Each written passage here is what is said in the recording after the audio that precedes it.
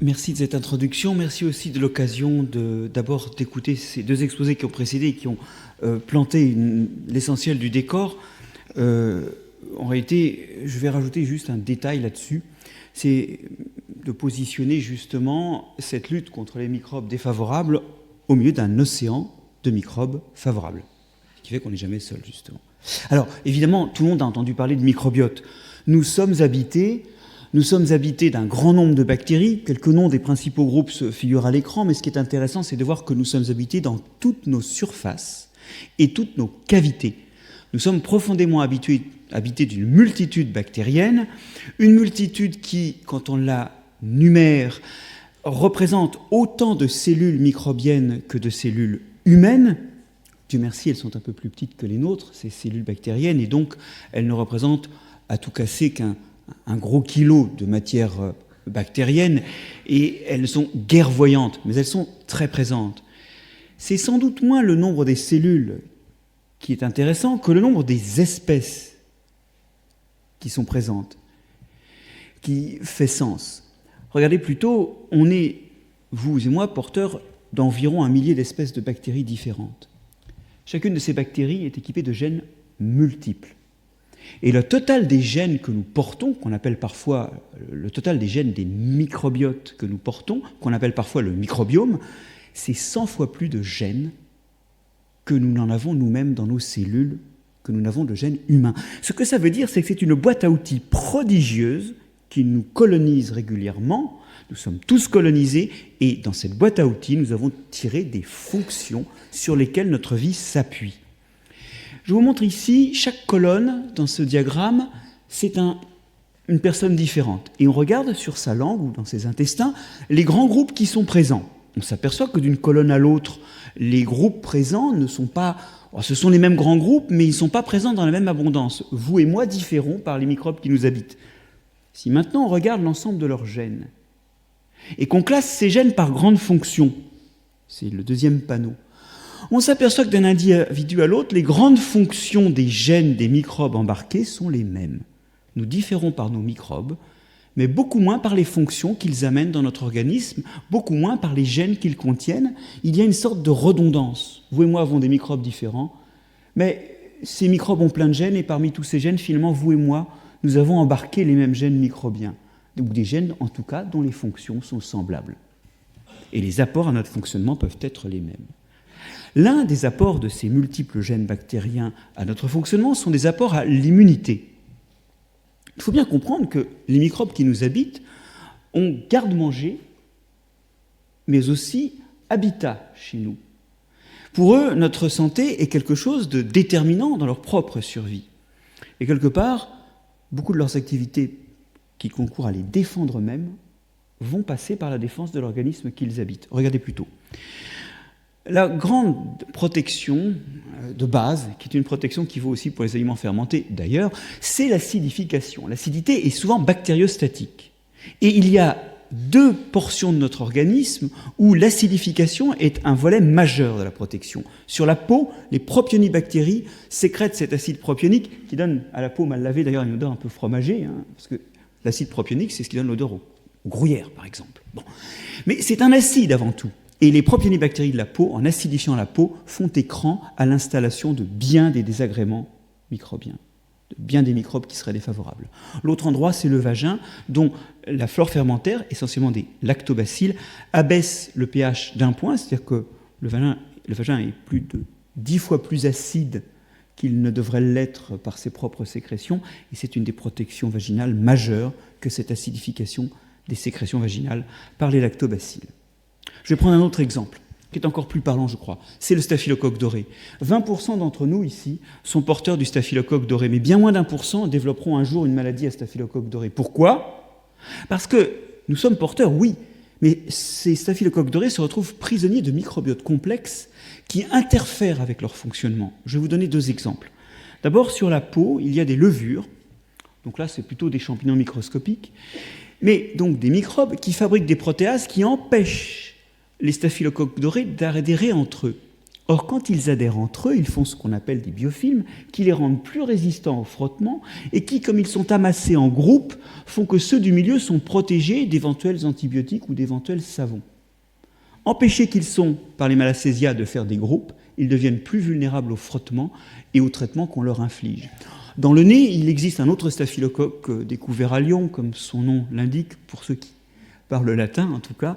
Le staphylocoque de Lyon produit un antibiotique qui empêche la formation de la paroi, une des cibles que vous aviez montrées, empêche la formation de la paroi et est défavorable à la prolifération du staphylocoque doré. Donc finalement, il est là, ils sont là, ils se multiplient comme ils peuvent, mais ils ne peuvent pas assez se multiplier pour passer au stade de nous imposer une maladie. Ce qui compte, ce n'est pas d'être porteur ou non du staphylocoque doré, c'est la compagnie microbienne qu'a ce staphylocoque doré. Mais la contribution à notre immunité des microbes n'est pas qu'une contribution directe. Elle revêt aussi des aspects indirects. Et ça, on l'a compris en étudiant des souris placées dans des environnements stériles, dans des bulles stériles, où on pulse un air complètement dépourvu de microbes. Elles y ont été placées à la naissance après une désinfection qui les a privées de tout microbe. Ces souris, que l'on dit souvent axéniques, qui sont privées de xénos, les étrangers, bon là c'est du grec pour le coup, ces souris privées d'étrangers, c'est-à-dire privées de microbes, ces souris axéniques, peuvent être comparées à des souris ordinaires et révéler l'étendue des actions indirectes du microbiote sur le système immunitaire. Regardez plutôt. Ces souris axéniques nous démontrent comment, sans microbes, le système immunitaire est tout simplement non formé, non mature. Les organes lymphoïdes où s'accumulent les globules blancs, comme par exemple les plaques de Payer du tube digestif, mais aussi tout un tas d'autres organes lymphoïdes périphériques, sont sous-développés dans ces souris-là. D'autre part, elles sous-expriment un certain nombre de gènes, comme les complexes majeurs d'histocompatibilité ou les anticorps sécrétoires, les IgA. Elles sous-expriment un certain nombre de gènes. En réalité, leur système immunitaire n'est pas mûri. Mais au contraire, on peut expérimentalement montrer qu'en redonnant des microbes à ces bactéries, on restitue le phénotype attendu. C'est-à-dire qu'on restitue le développement des organes lymphoïdes, on restitue la production d'anticorps, l'expression des gènes de l'immunité, et ceci même alors qu'il n'y a pas de réaction immunitaire. Ce que je veux dire, c'est que les bactéries qu'on leur donne, qui peuvent d'ailleurs même être tout simplement des fragments de bactéries, d'ailleurs des fois on n'est même pas obligé de mettre des bactéries entières, ne provoquent pas de réponse immunitaire, mais sont un signal qui contribue à mûrir le fonctionnement du système immunitaire. Regardez plutôt ce qui arrive quand on inflige à des souris une leishmaniose, un parasite qui creuse des trous dans la peau, qui n'est pas un parasite de souris. Une souris contrôle normale fait une papille de réaction qui très rapidement, avec une petite croûte, exclut le pathogène et elle n'est pas atteinte de cette maladie.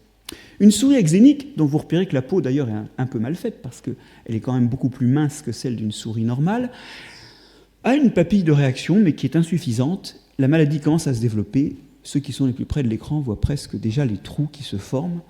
Elle attrape la maladie. La taille des lésions n'est pas la même et est insuffisante chez les souris axéniques. Si maintenant, quelques jours avant l'inoculation de la leishmaniose, on procède à une réintroduction sur la souris axénique de bactéries ordinaires de la peau. Les Staphylococcus epidermidis, ce sont des bactéries dont vous et moi sommes, chacun d'entre nous, porteurs d'une bonne centaine de millions. Donc une grande banalité de la peau des vertébrés terrestres.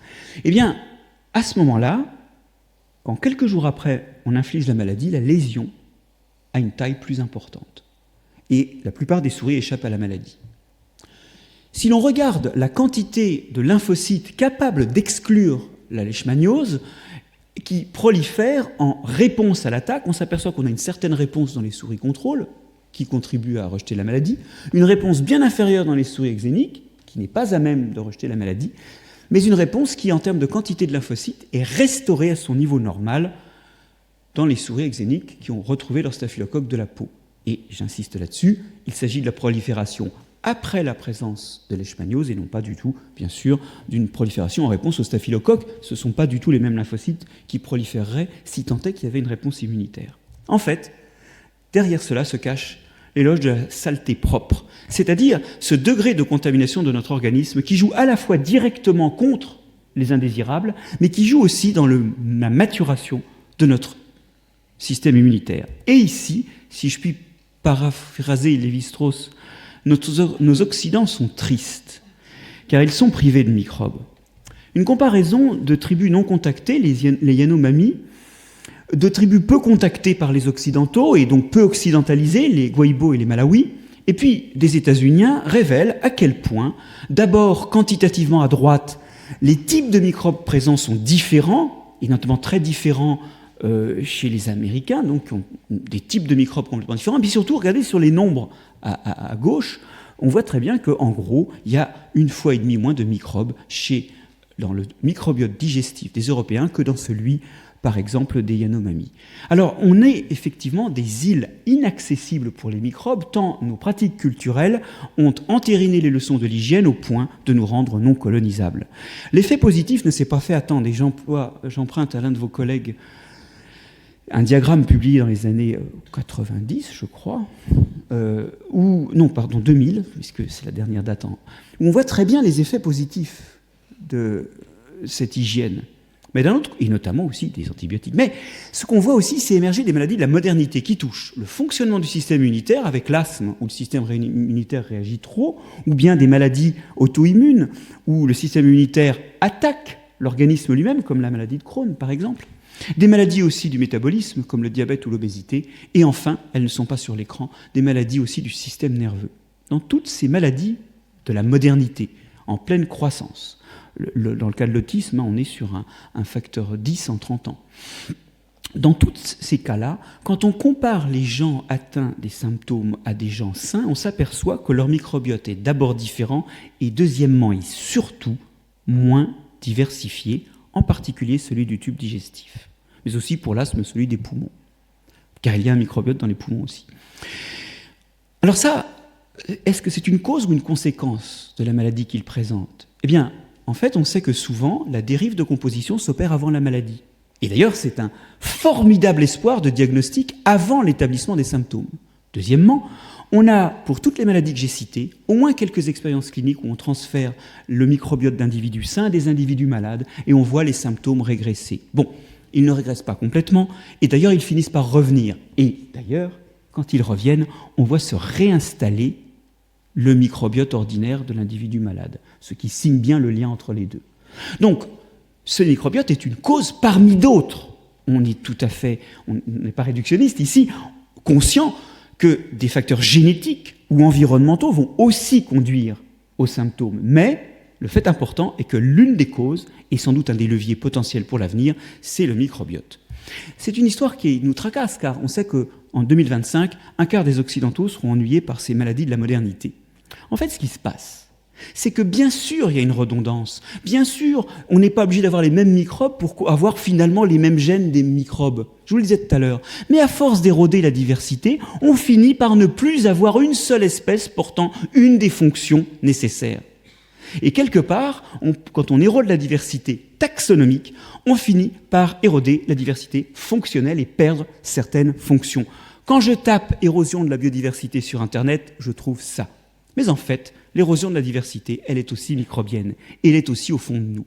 Et d'une certaine façon, vous faisiez le lien, Bruno, avec l'environnement et les écosystèmes qui nous entourent, mais aussi, il y a l'écosystème intérieur. Il est endommagé, et il est durablement endommagé, car un certain nombre d'habitudes de l'hygiène sont profondément inscrites dans nos habitudes. Aujourd'hui, les gels hydroalcooliques, par exemple, signent des agressions permanentes au microbiote cutané, bien loin d'endiguer, bien loin de prendre en compte sa valeur protectrice. Et vous savez, c'est même réglementaire, cette histoire-là, car on voit aujourd'hui émerger des interdictions, notamment de consommer des fromages au lait cru pour les enfants de moins de 5 ans, et bientôt, sur les conseils de l'ANSES, de moins de 10 ans.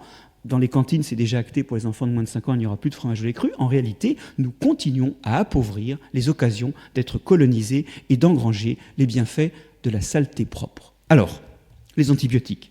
Bon, déjà, les antibiotiques, ils ont un plus et un moins au moins. Alors, sans doute, ce qu'ils ont de plus superbe, c'est leur non-spécificité. On l'évoquait tout à l'heure, et vous l'évoquiez dans votre exposé, Anne-Marie, c'est cette puissance, finalement, de choses qu'on peut donner pour quel que soit le microbe. Beaucoup d'antibiotiques ont un spectre large.